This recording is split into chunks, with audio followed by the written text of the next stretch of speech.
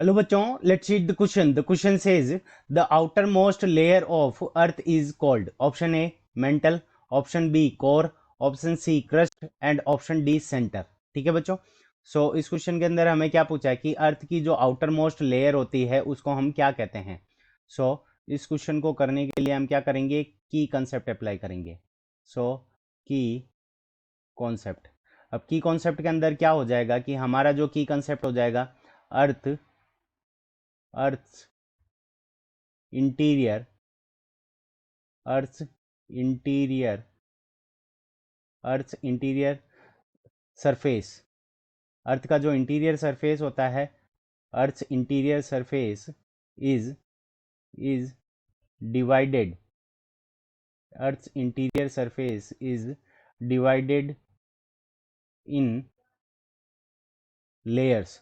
यानी जो अर्थ का जो इंटीरियर सरफेस होता है वो क्या होता है, उसको हम लेयर्स के अंदर डिवाइड करके रखते हैं. Layers divided in layers known as. यानी जो लेयर्स होती है उनको हम क्या कहते हैं, लेयर्स नॉन एज कोर्स. उनको हम क्या कहते हैं, कोर्स कहते हैं. अब देखो, अर्थ की जो लेयर्स होती है डिफरेंट डिफरेंट, उनको हम क्या कर लेते हैं, देख लेते हैं. तो सबसे पहले जो लेयर होती है अंदर अर्थ के, ठीक है, उसको हम क्या करेंगे, इनर लेयर. फिर उसके बाद में इनर कोर, फिर आउटर कोर, फिर उसके बाद में हमारा क्या होता है, मेंटल. और सबसे ऊपर जो अर्थ की जो लेयर होती है, और हमें सबसे ऊपर वाली पूछी है, सबसे ऊपर जो अर्थ की लेयर होती है उसको हम क्या कहते हैं, क्रस्ट कहते हैं. उसके नीचे जो हमारी होती है उसको हम क्या कहते हैं, मेंटल कहते हैं. उसको हम क्या कहते हैं, मेंटल.